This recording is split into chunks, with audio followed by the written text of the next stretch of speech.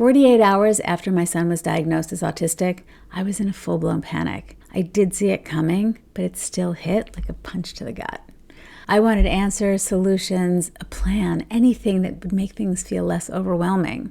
I was up at 2 a.m., I had 17 browser tabs open, 3 notebooks scattered across the kitchen table, and a handwritten list of specialists that I had never even heard of 48 hours prior. I had convinced myself that if I just did everything right, and I did it fast, everything would be okay. Now, 24 years later, I look back at those first 48 hours with so much compassion for that version of myself. I wish I could reach back and hug that version of me, tell her that she wasn't failing, she was just loving fiercely in the dark. I would tell her, slow down. You don't have to fix everything right now.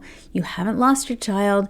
You're just beginning a new chapter together. If you're in those first frantic days, or if you remember them like they were yesterday, this video is for you. I want to share here some of the biggest mistakes I made right after the diagnosis, what I wish I'd actually known, and what did make a difference. And whether you're just starting out or you're years into the journey, you're definitely not alone, and you're doing more right than you know, even if it doesn't feel that way yet. I'd love to hear in the comments, what did you feel pressure to do right away? Perhaps your first mistakes or your first regret, and what turned out to be worth it in the long run for you. Because if you share your story, that story could help another parent who is right where you once were. So I'd love to hear from you in the comments, and so would other parents. Here's what I did. I bought about 15 books by Temple Grandin and child development experts and anyone who promised answers. I devoured every page looking for a roadmap, hoping for a magic solution. Back then, Google wasn't quite a thing yet, not like it is now. If it were, I would have been up till 2 a.m. searching for autism therapies that work, or proven interventions, or what to do right now. I launched instead into a calling frenzy to try to secure as many therapy hours as possible. There were endless wait lists and no answers, and sadly, today, 24 years later, I still hear from parents who face the same thing. Once I did all of that, I then panicked some more. The gluten-free, dairy-free diet was just coming into fashion, and I thought, food.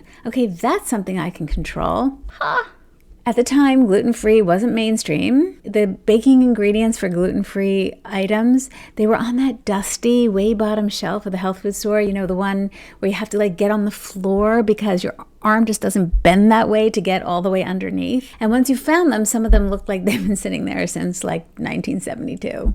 I made every morsel of food that went into my son's mouth. I made it from scratch. I bought an extra freezer to be able to pre-make his food because it made me feel like I was doing something to help him. Then came the supplements, the nutritionist appointments, and before all of that, before I'd even taken a breath, I was racing through life based on the misguided belief that if I could just do this perfectly and fast enough, he'll be okay.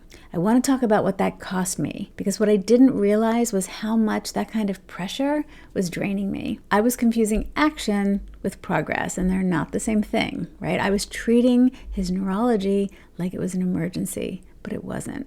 I wish I'd let that sink in. He didn't need to be rescued. He needed to be seen, understood, and so did I. And honestly, I wish someone had told me it was okay to slow down, to pause, and to breathe. I wish someone had told me that it was okay to experience and allow all of the feelings. Maybe someone did, and maybe you've heard it too. But when we're in that frantic state, it's hard to let it land. If that's you, I want to encourage you to honor your feelings, not try to outrun them like I tried to do. That frantic feeling, the pressure to fix everything all at once, it's not a failure. It's love just wearing panic as a costume. So let's turn to what was actually helpful. Some of the things I chased so frantically, they did help eventually, but not because I did them immediately. What actually helped in those early months was getting to know my child all over again, watching what soothed him, what overloaded him, what lit him up, creating simple, predictable routines, singing the same silly songs, and most importantly, letting go of the idea that I had to fix him fast. He wasn't broken. He was right there waiting for me to notice. The more I slowed down and tuned in, the more I could see him. He was communicating, just not the way I expected. I wish someone had told me you don't need to chase every therapy or intervention, especially not all at once. You need to know your child, because every meaningful decision starts with connection, not urgency.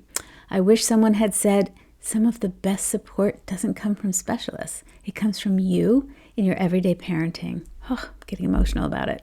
That would have been such a relief, especially when we couldn't get therapy hours. What I didn't realize then was this. I didn't suddenly stop knowing my child the day after his diagnosis. He wasn't a different child. Therapists could teach me strategies, but the work of connection and safety and trust, that came from me. And while therapy hours might be limited, my influence wasn't. Your love didn't become less effective the day you got the diagnosis. And I wish someone had reassured me, you're not behind, you're just beginning. And beginning doesn't mean rushing. It means anchoring yourself in connection with your child and trusting yourself to move forward. That's the kind of perspective that I have the benefit of understanding 24 years later, and that's why I want to share it with you. So if you're in that whirlwind right now, I see you, and I hope this helps you pause and ask what actually feels aligned with my child's needs, not just what feels urgent. You are the expert in your child, even if you're still figuring out what that means. Your confidence will grow. You don't have to fix everything overnight. You don't have to fix anything, honestly. There's nothing broken. You just have to start from connection. You don't need a perfect plan. You need a grounded, compassionate starting point. I would love if you would let me know in the comments, what do you feel pressure to do right away? And if you're past that point, what ended up being truly worth it? Your story could make a big difference to another parent feeling overwhelmed right now. Take a breath. Start to grow your trust in yourself because you're doing more right than you think. If you found this helpful, I hope you'll consider giving it a like and sharing it with another parent who might really need to hear this right now. I hope you'll also consider subscribing to the channel to get more advice each week on how you can help yourself as a parent and your autistic child as a result. Have a great day, and I'll see you in the next one.